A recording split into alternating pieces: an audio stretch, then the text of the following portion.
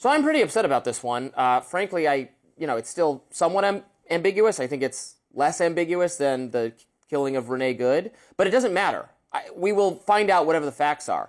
Regardless of what the facts are, what Kristi Noem and Stephen Miller are saying is just not true. They've said he's a domestic terrorist and had a clear motivation there to harm law enforcement. There's no facts to support that. And if you're saying that's our view because he had a gun, well, he's allowed to carry a gun. I support the Second Amendment. So do you people, or so I thought. So they're caught in this really weird contradiction. It's unprofessional. I see a lot of conservatives turning on them. I'm hearing a lot of calls for, send in Tom Homan, please, someone who knows what they're doing. Because Kristi Noem and Kash Patel, this isn't Scott Bessent's job, so he just didn't know what he was talking about there, fine. Kash Patel, Kristi Noem, Stephen Miller, very disappointing right now.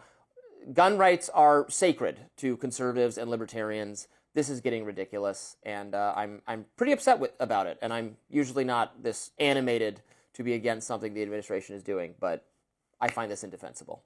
Yeah, there are 100 different people that are co-signing, or probably more at this point, Kristi Noem being impeached. And so I think a lot of people within Congress are upset about it. I think when you look at the blatant lies and the mischaracterization, it makes you see, well, if this is happening publicly, what's happening behind closed doors? Sure. And when we see that local officials have been, no pun intended, iced out of the investigations twice now and complaining about it so much that they had to go make sure that they have access and make sure that nothing inappropriate is happening with some of the details from the scene.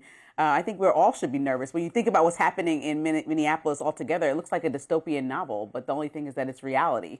And I think a lot of people are uncomfortable with the idea that the government is just being so adamant about these things that they don't know are true. Yeah. It really doesn't take much courage to me to simply say, I don't like what's going on here.